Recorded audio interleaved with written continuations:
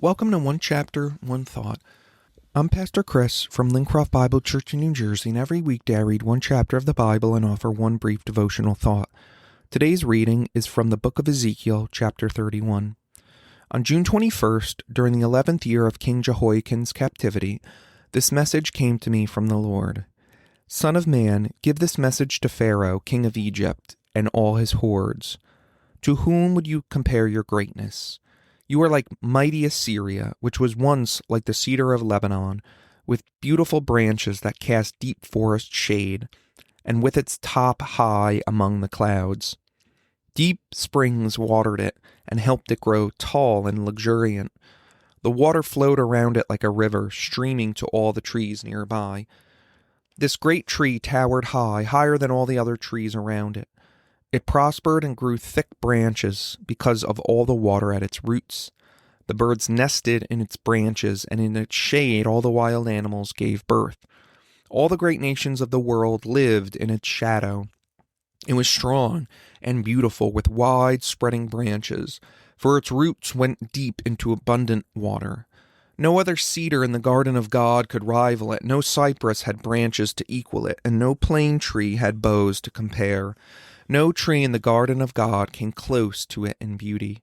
Because I made this tree so beautiful and gave it magnificent foliage, it was the envy of all the other trees of Eden, the garden of God. Therefore, this is what the sovereign Lord says. Because Egypt became proud and arrogant, and because it set itself so high above the others, with its top reaching to the clouds, I will hand it over to a mighty nation that will destroy it as its wickedness deserves. I have already discarded it.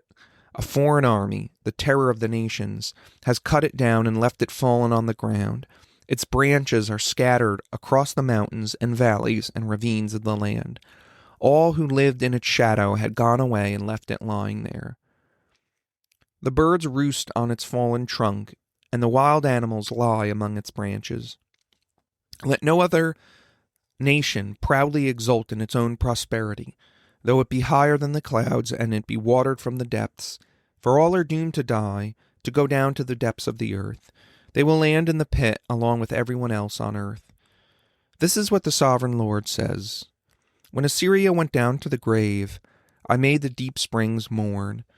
I stopped its river and dried up its abundant water. I clothed Lebanon in black and caused the trees of the field to wilt. I made the nation shake with fear at the sound of its fall, for I sent it down to the grave with all the others who descend to the pit. And all of the other proud trees of Eden, the most beautiful and the best of Lebanon, the ones whose roots went deep into the water, took comfort to find it there with them in the depths of the earth. Its allies, too, were all destroyed and had passed away. They had gone down to the grave, all those nations that had lived in its shade. O Egypt, to which of the trees of Eden will you compare your strength and glory? You too will be brought down to the depths with all these other nations. You will lie among the outcasts who have died by the sword. This will be the fate of Pharaoh and all his hordes. I, the sovereign Lord, have spoken. One thought. Chapters 25 through 32 of Ezekiel focus on God's judgment of the foreign nations.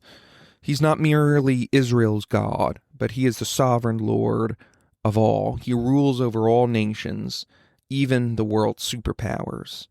And in this chapter, God likens Egypt to Assyria. Just like Assyria became like a mighty tree, but eventually was chopped down, so also Egypt will grow powerful, but will be chopped down to size. But tucked in the middle of this chapter is an important warning to all of us and all the nations of the world. In verse 14, it said, "Let the tree of no other nation proudly exult in its own prosperity, though it be higher than the clouds and it be watered from the depths." No nation should boast of its wealth. No nation should be proud and exalt itself over others. Why? Because all are doomed to die, the Lord says. Every nation will pass away, even our own. And so this reality should create both humility in us and hopefulness. Humility, understanding that our nation is often no better than any others, can be proud, haughty, trusting in its own wealth. So we should live humbly and authentically before the Lord, knowing that all nations of the world, even our own, will pass away.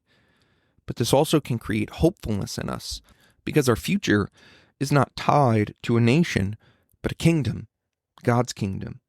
And one day, God's kingdom will replace all the kingdoms of this world, and Jesus will reign forever.